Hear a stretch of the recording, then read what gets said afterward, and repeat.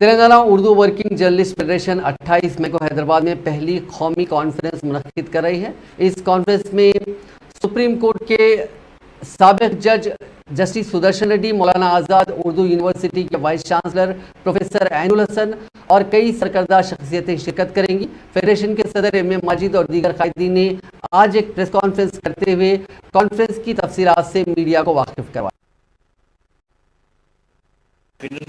جو لوگوں میں جوش و خروش ہے صحافیوں کے، آپ دیکھیے یعنی 6 گھنٹے 7 گھنٹے کا سفر کرتے ہوئے لوگ یہاں پہنچ رہے ہیں، اپنے وسائل کے ساتھ پہنچ رہے ہیں. اور ہم نے یہ کیا، ہمارے ساتھیوں نے کہا کہ بھائی کانفرنس میں لوگ تو یوں ہی آ جاتے ہیں، تو ہم نے کہا کہ پہلے پری رجسٹریشن، ابھی تک پری رجسٹریشن کا جہاں تک بات ہے اس کے لیے ہم نے کچھ فیس بھی چھوٹی سی فیس مقرر کی ہے. وہ فیس ادا کرتے ہوئے رجسٹریشن ابھی تک 400 سے زیادہ رجسٹریشن ہو چکے ہیں. اور ہاں وہی 431 رجسٹریشن ہو چکے ہیں. تو ابھی ہمارا جو ٹارگیٹ ہے، ابھی شہر کے لوگ رجسٹریشن نہیں کروائے، ہم تو اسپاٹ رجسٹریشن بھی ہوگا. اب آپ دیکھیے اس کانفرنس میں آپ کو دن بھر یہاں کانفرنس میں رہنے کا کیا مقصد ہے.